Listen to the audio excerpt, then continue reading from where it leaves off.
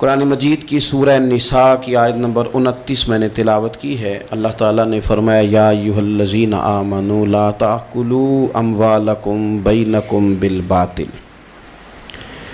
فرمایا کہ اے ایمان والو، آپس میں ایک دوسرے کا مال ناحق طریقے سے نہ کھاؤ، باطل طریقے سے آپس میں ایک دوسرے کا مال نہ کھا جانا۔ اسلام جو ہے اس کے کچھ شعبہ جات ہیں، اگر ہم اس کی بڑی شعبہ جات کی تقسیم کریں گے تو دو چیزیں ہیں، ایک حقوق اللہ اور ایک حقوق العباد۔ سب لوگ اس بات کو جانتے ہیں اور بڑی توجہ سے جانتے ہیں کہ حقوق اللہ میں تو معافی ہے، لیکن حقوق العباد کا معاملہ بڑا سخت ہے، اس کے اندر معافی نہیں ہے۔ اب یہ حقوق اللہ اور حقوق العباد کے معاملے کو اگر مزید تھوڑا سا کھول دیا جائے، مزید اس کو کھول دیا جائے تو پھر دین کے 5 شعبے بن جائیں گے۔ ایک عقائد ہے، اس کے بعد عبادات ہیں، تیسرے نمبر پر معاملات ہیں ہمارے ایک دوسرے کے ساتھ لین دین کے حقوق کے، چوتھے نمبر پر اخلاقیات ہیں کہ ہمارا رویہ، ہمارے عادات کس طرح کی ہیں، اور پھر 5ویں نمبر پر ہماری معاشرت ہے کہ ہمارا اٹھنا بیٹھنا رہن سہن کس طرح کا ہے۔ 5 حصوں میں آپ اس کو تقسیم کر سکتے ہیں۔ میرے عزیز دوست، کچھ لوگوں نے یہ سمجھ لیا ہے کہ دین صرف نماز روزے کا، حج زکوٰۃ کا، شب برات کی عبادت کا، اس کا نام ہے، حالانکہ ایسا نہیں ہے۔ دین کے میں نے جیسے کہ عرض کیا کہ 2 بنیادی شعبے ہیں، ایک حقوق اللہ اور ایک حقوق العباد۔ یہ جو حقوق اللہ کا معاملہ ہے نا، آپ کو نماز دن میں 5 وقت آ کر کے پڑھنی ہے۔ حج تو زندگی میں 1 دفعہ فرض ہے، لیکن اگر لوٹ کے آتا بھی ہے تو سال میں 1 دفعہ آتا ہے۔ لیکن یہ جو آپ کا حقوق العباد کا معاملہ ہے، یہ تو ہر وقت کا ہے۔ آپ اگر جوان ہیں تو پھر آپ کا ماں باپ کے ساتھ حقوق کا تعلق ہے، بہن بھائیوں کے ساتھ تعلق ہے، شادی شدہ ہیں تو میاں بیوی کے حقوق آپس میں شروع ہیں، صاحب اولاد ہو گئے تو اب آپ کے اولاد کے حقوق ذمہ آ گئے، آپ اگر کارخانہ دار ہیں تو مزدوروں کے حقوق ہیں، اگر آپ استاد ہیں تو شاگردوں کے حقوق ہیں، اگر آپ شیخ ہیں تو مریدوں کے حقوق ہیں، اگر آپ مرید ہیں تو شیخ کے حقوق۔ تو حقوق کے ساتھ تو ہر وقت انسان کا آپس کے اندر یہ سلسلہ جاری رہتا ہے۔ اب معاملات کو صاف رکھنا، لین دین کی چیزوں کے اندر اپنے آپ کو کھلا رکھنا، خیانت سے، جھوٹ سے، دغے سے، دھوکے سے، فریب سے اپنے آپ کو پاک رکھنا، دین اس کے اوپر بہت ہی زیادہ زور دیتا ہے، بہت ہی زیادہ۔ مسلم شریف میں حدیث ہے، نبی پاک صلی اللہ تعالیٰ علیہ وسلم نے صحابہ سے پوچھا تھا، مسلم بخاری دونوں میں، کہ بتاؤ مفلس کون ہوتا ہے، غریب کون ہوتا ہے؟ تو لوگوں نے وہی بات عرض کی جو عرض کرنے کا موقع تھا اور انسانی فہم کے عقل کے قریب بات تھی۔ عرض کی یا رسول اللہ صلی اللہ تعالیٰ علیہ وسلم، جس کے پاس مال و دولت نہ ہو مفلس ہوتا ہے؟ تو حضور نے فرمایا نہیں، میری امت میں تو مفلس وہ ہوں گے جو نماز روزے اور زکوٰۃ کے ساتھ قیامت والے دن آئیں گے، یعنی وہ مفلس ہوں گے جو نماز زکوٰۃ روزے کے ساتھ قیامت کے دن آئیں گے، لیکن ان کے مفلس ہونے کی وجہ یہ ہوگی کہ انہوں نے دنیا میں کسی کو گالی دی ہوگی، کسی پر تہمت لگائی ہوگی، کسی شخص کا حق دبایا ہوگا، کسی کو تکلیف دی ہوگی، کسی کو مارا ہوگا، حالانکہ ان کے پاس نماز بھی ہے، روزہ بھی ہے، زکوٰۃ بھی ہے، لیکن چونکہ انہوں نے حقوق العباد ضائع کیے، اب ان کی کمزوری کا یہ عالم ہوگا کہ وہ جو نیکیاں کما کے لائے تھے وہ ان لوگوں کو دے دی جائیں گی جن پر انہوں نے ظلم کیا تھا، اور اگر پھر بھی ان کے ظلم بچ گئے، نیکیاں دینے کے باوجود ابھی بھی ان کی زیادتیاں باقی رہیں، تو حضور فرماتے ہیں پھر ان مظلوموں کی جو خطائیں ہوں گی وہ ان ظالموں کے کھاتے میں ڈال دی جائیں گی، تو یہ بہت ساری نیکیاں لانے کے باوجود مفلس رہ جائیں گے۔ تو یاد رکھیں کہ حقوق اللہ کا معاملہ اپنی جگہ پہ وہ بڑا سخت ہے۔ اب ہمارے ہاں یہ ہوتا ہے کہ توازن نہیں قائم رکھا جاتا، کچھ لوگ تو ایسے ہیں جو سمجھتے ہیں نماز پڑھ لی ہے، میں نے روزہ رکھ لیا ہے، اب باقی میں ولی اللہ ہو گیا ہوں، میں حق نہ بھی ادا کروں.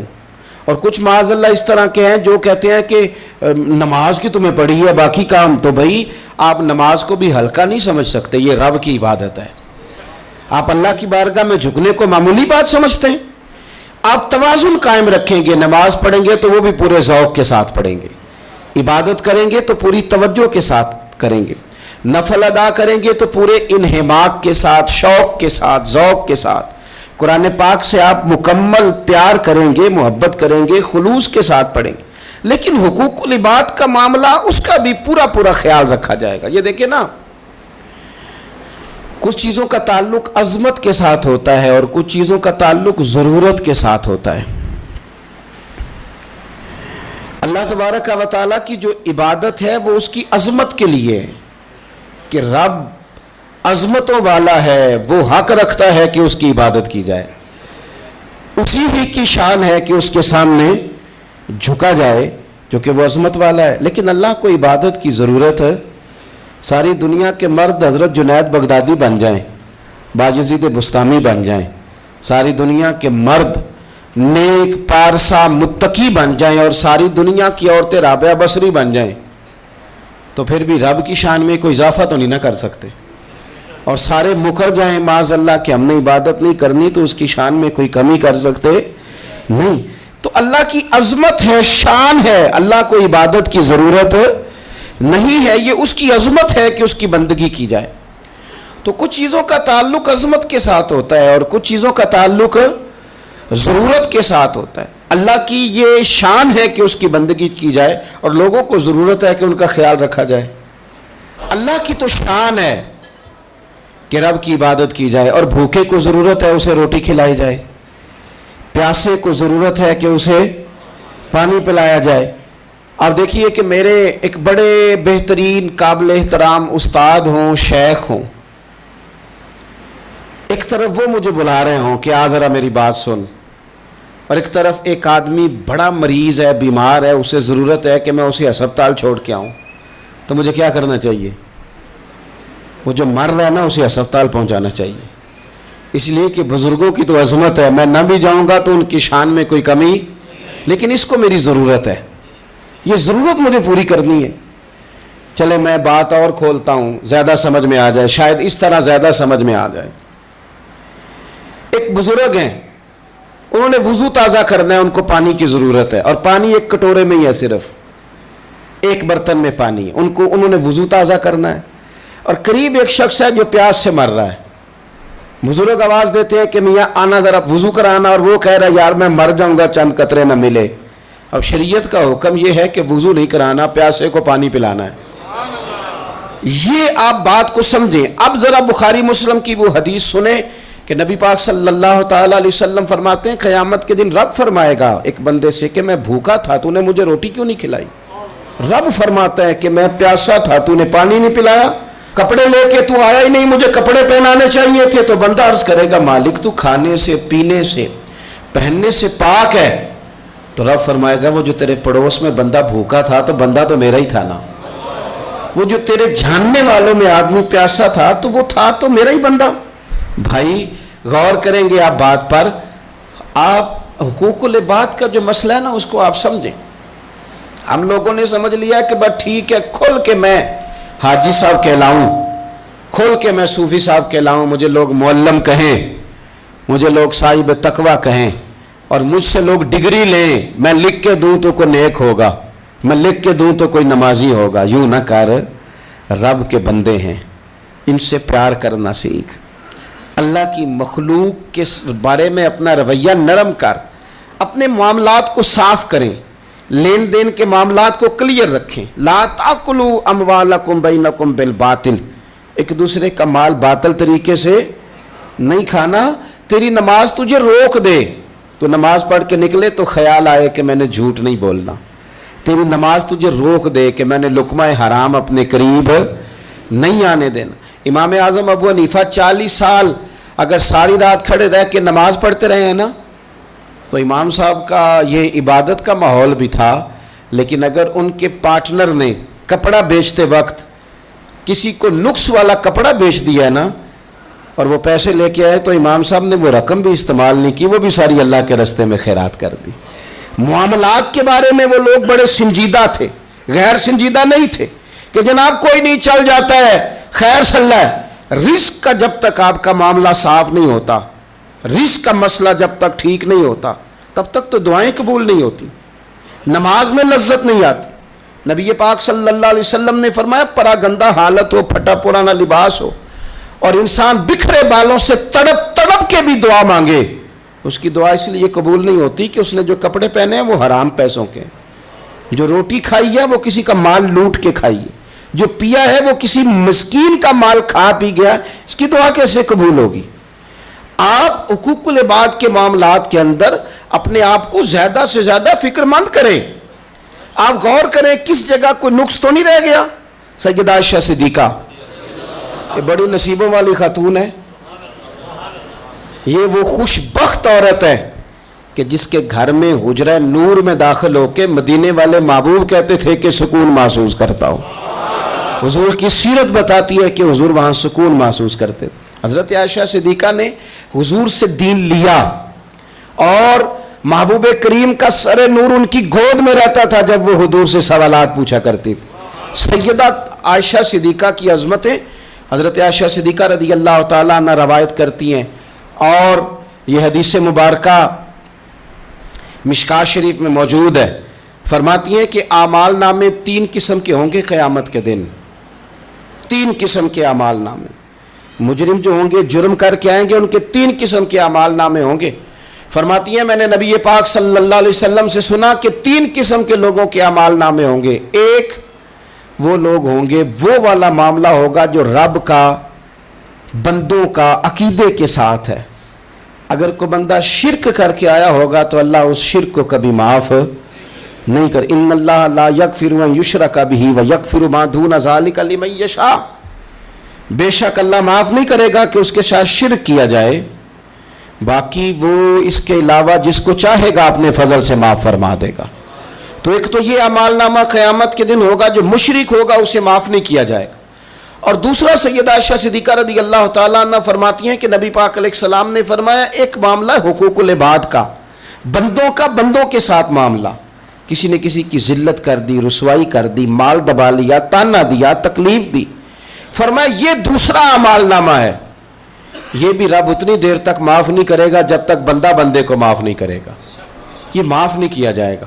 اور تیسرا فرمایا معاملہ اللہ اور بندوں کا ہے, عبادت کا معاملہ ہے, نماز کا معاملہ ہے, روزے کا معاملہ ہے. فرمایا اس میں رب بڑا کریم ہے, اپنے فضل سے فیصلہ کرے گا, چاہے تو عذاب دے اور چاہے تو اپنے فضل سے بندوں کو معاف فرما دے, چاہے تو اپنے فضل سے معاف کر دے. 3 قسم کے معاملات قیامت میں ہوں گے.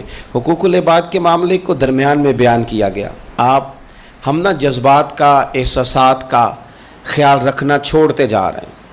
مجھے اپنی روٹی عزیز ہے, میں باہر سے آیا ہوں اور میں نے آ کے گھر کے اندر تلخ باتیں شروع کر دی, سخت جملے کسنا شروع کر دیے کہ میں باہر سے آیا ہوں, میرے لیے کھانا نہیں پکا.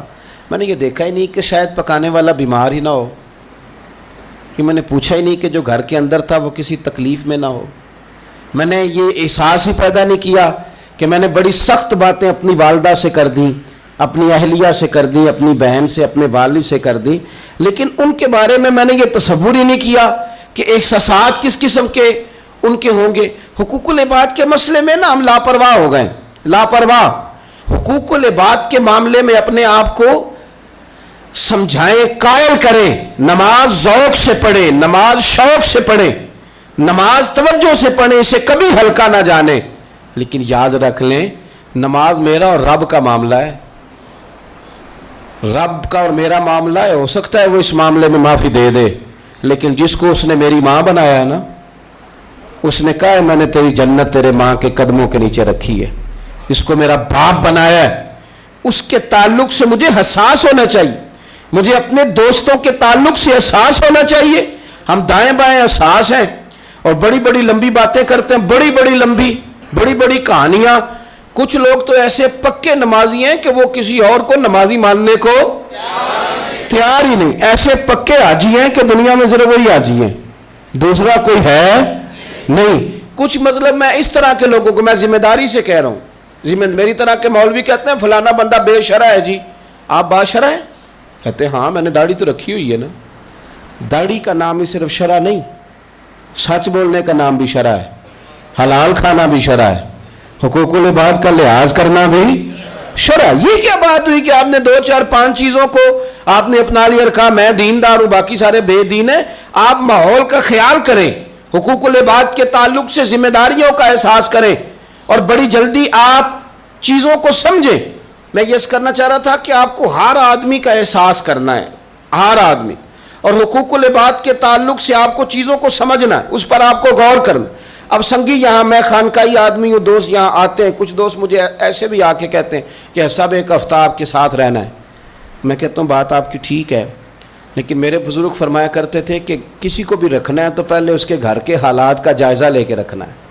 ویسے اس کو رکھنا کیوں کہ گھر میں اماں بیمار اور بیٹا پیر صاحب کے دروازے پہ جھاڑو دے رہا ہو, گھر میں والد بیمار ہو اور بیٹا جناب وہ تبلیغ کرنے گیا ہو, گھر کے اندر بیوی اس پریشانی میں ہو کہ میں دوائی لینے کس کے ساتھ جاؤں, زچہ بچہ کے مسئلے چل رہے ہیں, اور صاحب کہے کہ میں جہاد کے لیے گیا ہوا ہوں, تو بخاری شریف سنیں نا آپ, مسلم شریف سنیں. نبی پاک صلی اللہ تعالی علیہ وسلم نے فرمایا کسی عورت کے لیے کسی مرد کے پاس تنہا جانا اتنی دیر تک جائز نہیں جب تک اس کا اپنا محرم ساتھ نہ ہو. یعنی وہ ڈاکٹر کے پاس بھی اندر اکیلے جائے گی تو اپنا محرم ساتھ لے کے, بھائی ہو, بیٹا ہو, شوہر ہو, کوئی ہو, جائز نہیں. اور فرمایا سفر کرنا بھی اس کے لیے جائز نہیں جب تک کہ اس کا محرم ساتھ ہو. یہ سفر کا معاملہ بھی بڑا عجیب ہے. عمرے کے لیے لوگ مسئلہ پوچھ لیتے ہیں کہ عورت بغیر محرم کے جا سکتی ہے. میں نے کہا جی نہیں جا سکتی. حج کے لیے بغیر محرم کے جا سکتی ہے؟ جی نہیں جا سکتی. لیکن عورت کے لیے صرف حج عمرے میں محرم شرط نہیں, وہ پنڈی بھی بغیر محرم کے نہیں جا سکتی, وہ ملتان بھی بغیر محرم کے نہیں جا سکتی. وہ جتنا سفر ہو نا 3 دن کا, جس سے انسان مسافر بنتا ہے, وہاں وہ شادی پہ بھی بغیر محرم کے نہیں جا سکتی. وہ سفر ہو اگر اتنا جس سے بندہ مسافر بنتا ہے تو وہ وہاں کسی کے انتقال کے بھی بغیر محرم کے نہیں جا سکتی. حج عمرے پہ محرم یاد آتا ہے, باقی جگہوں پہ بھی یاد رہنا چاہیے. عزیز, نبی پاک صلی اللہ علیہ وسلم نے فرمایا عورت کسی مرد کے ساتھ تنہا نہ ہو جب تک کہ اس کا محرم ساتھ نہ ہو, اور وہ سفر بھی نہ کرے جب تک اس کا محرم ساتھ نہ ہو. ایک صحابی اٹھ کے کھڑے ہو گئے, بخاری مسلم ہے, عرض کرنے لگے یا رسول اللہ صلی اللہ علیہ وسلم میری بیوی تو حج کرنے جا رہی ہے اور میرا نام جہاد کے لیے غزوے میں لکھ دیا گیا, وہ جا رہی ہے حج کے لیے اور میں جا رہا ہوں جہاد کے لیے, تو میرے لیے کیا حکم ہے؟ تو یہ اب حضور نے فیصلہ فرمایا, یہ اب حضور نے فیصلہ فرمایا کہ تبلیغ کرنی ہے کہ جہاد کرنا ہے, کہ تو نے خانقاہ پہ جا کے پیر صاحب کی بارگاہ میں رہنا ہے, کہ تو نے حقوق العباد کو مقدم کرنا ہے. یا رسول اللہ میرا نام لکھ دیا گیا ہے غزوے کے لیے اور میری بیوی جا رہی ہے حج کے لیے, تو حکم کیا ہے؟ تو حضور فرمانے لگے تو غزوہ رہنے دے, اپنی بیوی کا محرم بن کے حج پہ اس کے ساتھ جا, کیونکہ اسے تیری ضرورت ہے. تو جہاں اسے ضرورت ہے تو اس کی ضرورت کو پورا کر. تو اسلام نے ہمیں شب برات پہ آپ صرف کیا معافی مانگیں گے کہ یا اللہ جو نماز نہیں پڑھی اس کی معافی دے, تو وہ بھی مانگنی ہے آپ کو, 100% مانگنی ہے. آئندہ سے نمازیں پوری کرنے کا عہد کرنا ہے. لیکن میرے بھائی جو آپ نے حقوق العباد ضائع کیے ہیں ان کی بھی آپ کو معافی مانگنی ہے, اور سامنے والے سے معافی لینی ہے راضی کر کے, بندوق کے زور پہ نہیں. کیا آپ ٹیلی فون کر کے کہیں میں نے میسج لکھا تھا تو آپ نے جواب کیوں نہیں دیا, رپلائی کیوں نہیں کیا, آپ کہیں میں نے معاف کیا. بھائی آپ بندوق کے زور پہ معافی لیں گے؟ آپ راضی کریں. جب کسی سے معافی لی جاتی ہے تو اسے راضی کیا جاتا ہے, کہا جاتا ہے کہ اس جگہ میری غلطی تھی, میں تجھ سے معافی مانگتا ہوں. تو حقوق العباد کا جو مسئلہ نہ دیکھیں, میرے نبی پاک علیہ السلام کی حدیث موجود ہے ترغیب و ترہیب کے اندر. ایک شخص نے آ کے عرض کی یا رسول اللہ صلی اللہ تعالی علیہ وسلم میں جہاد پہ جانا چاہتا ہوں پر طاقت نہیں رکھتا, کمزور ہوں. حضور نے فرمایا ماں باپ میں سے کوئی ہے؟ بلے شاہ تو آسمانی اڈدیاں پڑھنا ہے, جہاں گھر بیٹھا انہوں پڑھیا ہی نہیں. ماں باپ میں سے کوئی ہے؟ یا رسول اللہ میری والدہ زندہ ہے. تو نبی پاک علیہ السلام نے فرمایا گھر جا کے اس کی خدمت کر, اس نے خالی جہاد کا پوچھا تھا، جہاد کا۔ حضور نے 3 باتیں ارشاد فرمائی۔ ماں زندہ ہے، حضور زندہ ہے، فرمایا گھر جا کے اس کی خدمت کر، اللہ اس کی خدمت پر حج کا ثواب بھی دے گا، عمرے کا ثواب بھی دے گا، اور جہاد کا اجر بھی عطا فرمائے گا۔ تو نے ایک بات پوچھی ہے، تجھے 3 چیزوں کا ثواب ملے گا، شرط یہ ہے کہ ماں کے قدموں سے جڑ جا، جا کے اسے راضی کر، جا اس کی نوکری کر، جا کے ماں کی خدمت کر، اس کے پاس بیٹھ، اس کے دل کو مطمئن کرنے والا وقت اسے دے۔ تو یہ آپ خالی نماز پر اکتفا نہیں کریں گے، آپ حقوق العباد کا بھی پورا لحاظ کریں گے، پورا آپ حقوق العباد کا لحاظ کریں گے۔ حقوق العباد ہر جگہ آپ کے ذمہ، آپ کے شیخ کے بھی حقوق ہیں، استاد کے بھی حقوق۔ یہ کیا بات ہوئی کہ مان بھی لیا، کہہ بھی لیا، غلامی کر بھی لی، دعویٰ بھی کر لیا، اور پھر کیا بات ہوئی؟ پیار بھی کرنا اور کچا کرنا اور تھوڑا کرنا، اور یہ کہ پھر اس میں کمزور پڑنا، اور پھر اس کے اندر جو ہے وہ اس طرح کر کے کمزوری لانا۔ یہ کوئی آئین وفاداری نہیں ہے، یہ کوئی طریقہ پھر درست نہیں ہے۔ تو حقوق العباد جہاں آپ کا تعلق ہے، جہاں اس تعلق میں آپ غور کریں گے کہ آپ کے معاملہ دیکھیں۔ اسلام کے اندر کتنا تڑپ کے جاتے ہیں ہم کعبۃ اللہ کی زیارت کرنے، کتنی تڑپ ہوتی ہے اللہ کا گھر دیکھنا ہے، حضور کی بارگاہ عالی مرتبت میں حاضری دینی ہے، مدینہ طیبہ حاضر ہونا ہے، کتنی بڑی فضیلت ہے۔ لیکن آپ کو پتہ ہے کتنی برکت والی جگہ ہے بیت اللہ شریف؟ طواف کے پھیرے 7 ہیں، لیکن ان میں حجر اسود کا بوسہ 1 ہے۔ حجر اسود کا بوسہ 1 دفعہ لے لو تو کافی ہے۔ کمال یہ ہے کہ صرف 1 ہی نہیں ہے، بھی کوئی نہیں۔ اگر رش زیادہ ہے نا، تم دور سے اشارہ ہی کر لو، کس لیے؟ اتنی دور سے چل کے آئے ہیں تو اب بھی حجر اسود کو نہ چومیں؟ تو ہمیں حکم دے دیا گیا کہ شوق تمہارا اپنی جگہ پر، تم اکیلے تو نہیں نہ آئے، بوڑھے بھی آئے ہیں، بیمار بھی آئے ہیں۔ دیکھیں ایک حدیث حضور صلی اللہ علیہ وسلم نے فرمایا کہ میرا دل کرتا ہے کہ میں کسی جوان سے کہوں کہ وہ عشاء کی جماعت کرائے، اور میں جوانوں سے کہوں کہ وہ لکڑیاں جمع کریں، اور جو لوگ نماز پڑھنے نہیں آئے میرا دل کرتا ہے ان کے گھر جلا دوں۔ اتنا سخت تاکیدی حکم جماعت کے لیے بیان کیا۔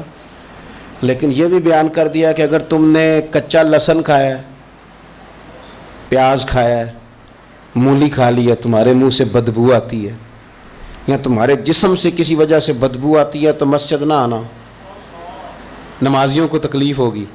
اللہ کرے آپ سمجھیں، جماعت کا حکم اپنی جگہ پہ تاکید کے ساتھ ہے، لیکن آ کے کسی نمازی کو تکلیف دینے کی پھر بھی اجازت نہیں ہے۔ یعنی جس مسجد میں کچا لہسن، پیاز، یہ چیزیں کھانی حرام تو نہیں نا، جائز ہے نا، لیکن تیرے منہ کی بدبو سے کسی کو تکلیف ہوگی تو تجھے کہا گیا کہ مسجد میں آ کے نمازی کو تکلیف نہ دے۔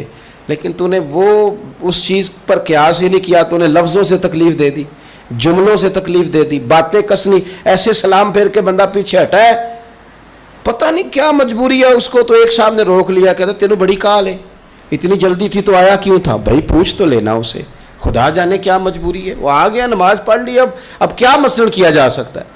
تو اس طرح نہ کریں۔ وہ کسی نے کہا تھا میرا اس شہر عداوت میں بسیرا ہے جہاں لوگ سجدوں میں بھی لوگوں کا برا سوچتے ہیں، لوگ سجدوں میں بھی لوگوں کا برا سوچتے ہیں۔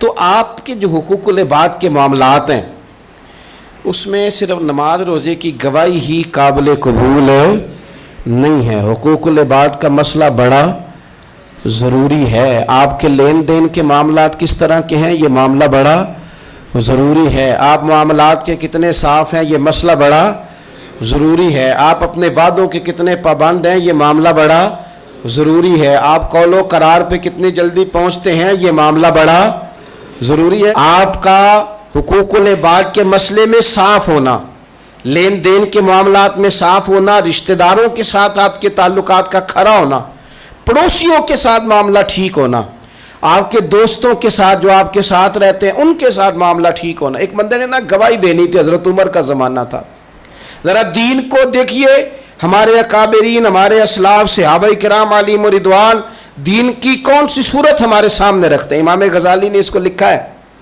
حضرت عمر فاروق رضی اللہ تعالیٰ عنہ کا زمانہ تھا تو کوئی مسئلہ کوئی مقدمہ پیش ہوا تو ایک صاحب کسی کی گواہی دینے لگے اور تعریف کرنے لگے بندہ بڑا اچھا ہے، بندہ بڑا اچھا ہے. تو حضرت عمر نے 3 باتیں ارشاد فرمائیں. آپ فرمانے لگے تو اس کا پڑوسی ہے؟ اس نے کہا نہیں. تو فرمایا تمہیں کیسے پتا بڑا اچھا ہے؟ پھر آپ نے فرمایا تو نے کبھی اس کے ساتھ سفر کیا ہے؟ اس نے کہا نہیں. تو آپ نے فرمایا پھر تجھے کیسے پتا کہ بندہ بڑا اچھا ہے؟ تیسری بات ارشاد فرمائی، فرمایا کبھی درہم و دینار کا لین دین کیا ہے؟ کہا حضور نہیں. تو فرمایا پھر تمہیں کیسے پتا بندہ بڑا اچھا ہے؟ جب وہ تینوں سوال اس کے ساتھ ہو چکے تو حضرت عمر نے کہا، جناب عمر نے، حضرت عمر فرمانے لگے اچھا تو نے اسے نماز پڑھتے دیکھا ہوگا، تو نے اسے مسجد میں عبادت کرتے دیکھا ہوگا، تلاوت کرتے دیکھا ہوگا. کہا حضور ہاں. فرمایا اگر تو نے خالی عبادت کرتے دیکھا نا تو پھر جا تو گواہی نہ دے، تو اسے کوئی نہیں جانتا. خالی گواہی عبادت پر نہ دے، حالانکہ وہاں بھی گواہی ہے، مسجد میں آتا جاتا دیکھو تو صاحب ایمان ہونے کی گواہی دو، لیکن اس کے معاملات کی گواہی، اس کی صفائی اور ستھرائی کی گواہی یہ آپ تبھی دیں گے جب آپ کا اس کے ساتھ لین دین کا کوئی تعلق رہا ہوگا. حضرت عمر نے فرمایا خالی نماز دیکھ کے گواہی نہ دے، خالی نماز دیکھ کے گواہی نہ دے. تو بتا کہ پڑوسی رہا ہے اس کا، سفر کیا اس کے ساتھ، کبھی لین دین کے معاملات ہوئے؟ اگر ان معاملات میں کھڑا ہے تو پھر گواہی دے، اور اگر یہ نہیں تو پھر تو اسے جانتا بھی. اپنے معاملات کو صاف رکھیں، صاف رکھیں. آپ کو پتہ ہے نبی پاک صلی اللہ علیہ وسلم نے جلد بازی سے منع کیا ہے، جلد بازی کسی کام میں نہ کرو، لیکن فرمایا 2-4 کاموں میں جلد بازی کرو. ان میں سے ایک فرمایا کہ اگر تم نے کسی کا قرض دینا ہے نا اور تمہارے پاس پیسے آ گئے ہیں تو پھر واپس کرنے میں جلدی کرو. معاملات کی جو صفائی ہے نا حقوق العباد کے تعلق سے، وہ اتنا ضروری کام ہے کہ نبی پاک صلی اللہ تعالیٰ علیہ وسلم نے نا منبر پر بیٹھ کر کن دنوں، جن دنوں حضور کے وصال ظاہری کے دن قریب تھے، تیز بخار تھا، منبر پر بیٹھ کر قریب محبوب نے فرمایا تھا لوگوں، رب نے ایک بندے کو اختیار دیا ہے، چاہے تو دنیا میں رہے اور چاہے تو اس کی بارگاہ میں حاضر ہو جائے. اس بندے نے جانے کا ارادہ کر لیا. حضور فرماتے ہیں میں تمہارے بیچ رہا ہوں، اگر میری وجہ سے تکلیف پہنچی ہو تو بدلہ لے سکتے ہو. یہ اس طرح کی دعوت نہیں تھی نا جس طرح کی ہم دیتے ہیں. حضور کے لیے تو کسی نے گمان بھی کیا تو گناہگار ہوگا، مجرم ہوگا. لیکن ایک صحابی حضرت عکاشہ بن محصن اٹھ کے کھڑے ہو گئے، عرض کی یا رسول اللہ صلی اللہ علیہ وسلم، ایک جنگ کے موقع پر آپ نے مجھے درہ مارا تھا، میں نے بدلہ لینا ہے. تو حضور نے فرمایا درہ منگایا جائے. حضرت بلال گئے سیدہ فاطمہ کے گھر درہ لینے. سیدہ پاک رضی اللہ تعالیٰ عنہ فرمانے لگی بلال درہ اور اس کیفیت میں؟ تو کہا اماں جی یہ معاملہ ہے، بی بی صاحبہ یہ مسئلہ ہے. تو حضرت فاطمہ نے دونوں شہزادے ساتھ بھیجے. کہنے لگی عکاشہ سے کہنا میرے پتر دونوں حاضر ہیں، 100 درہ مارے. لیکن حضور کی طبیعت صحیح نہیں ہے، ان کے قریب نہ جائے کوئی. وہ درہ آیا تو حضرت حسنین کریمین بھی ساتھ تھے. حضور نے دیکھا شہزادوں کو تو بات سمجھ گئے فاطمہ نے کیوں بھیجا. تو محبوب کریم نے بٹھا دیا، فرمایا عکاشہ یہ لو نا اور بدلہ لو. جناب عکاشہ درہ لے کے آگے بڑھے تو ہر صحابی کی آنکھوں میں آنسو آئے، ہر صحابی. قریب آ کے کہا حضور کمر سے کپڑا ہٹائیے، میری پشت، اس وقت اس پہ کپڑا نہیں تھا، ننگی تھی جب درہ لگا تھا. حضور نے کپڑا ہٹایا تو جناب عکاشہ نے درہ دور پھینکا اور حضور کی کمر مبارک کو چومنا شروع کر دیا. دیر تک چومتے رہے اور پھر کہنے لگے حضور یہ آج میرا ہی مقدر تھا، اللہ نے مجھے یہ موقع دینا تھا. کس ظالم نے، کس نے آپ سے بدلہ لینا تھا؟ یہ تو ایک موقع بنایا تھا حضور کے قریب جانے کا. تو حضور نے فرمایا جس نے جنتی کی زیارت کرنی ہو میرے عکاشہ کی کر لے. تو میرے عزیز آپ اپنے معاملات کو جلدی سے صاف کریں، حقوق العباد کے معاملے میں جلدی سے اپنے آپ کو کلیئر کریں. دیکھو یہ معاملہ بڑا سخت ہے، بڑا سخت. ایک درویش فرمایا کرتے تھے میں دوست تعلق تھوڑے بناتا ہوں، جتنے لوگ کم ہوں گے حقوق بھی اتنے کم ہوں گے. ہمیں بڑا شوق ہے تعلقات بنانے کا، لیکن حقوق ادا کرنے کی ہم پوزیشن میں نہیں ہے. اپنے معاملات پہ گہری نظر کریں. لینے دینے کا مسئلہ ہو، اونچا بولنے کا مسئلہ ہو، کسی قسم کی بھی کوئی دشواری ہو تو ان چیزوں کو آپ صاف کریں گے، کلیئر کریں گے، اس پر آپ اپنے آپ کو پیش کریں گے لوگوں کے سامنے، اور اپنے آپ سے وہ سارے حقوق جو ہیں وہ آپ ہٹا لیں گے. پھر آپ کے لیے آسانی ہو جائے گی. اللہ کے حضور دعا ہے کہ مالک کریم اپنا فضل فرمائے، اپنی رحمت فرمائے، اور اللہ تبارک و تعالی ہمیں اپنے آپ کو صاف رکھنے کی، اور جہاں جہاں حقوق العباد کے معاملے میں ہمارے اندر کمزوریاں ہیں انہیں دور کرنے کی اللہ ہمیں توفیق عطا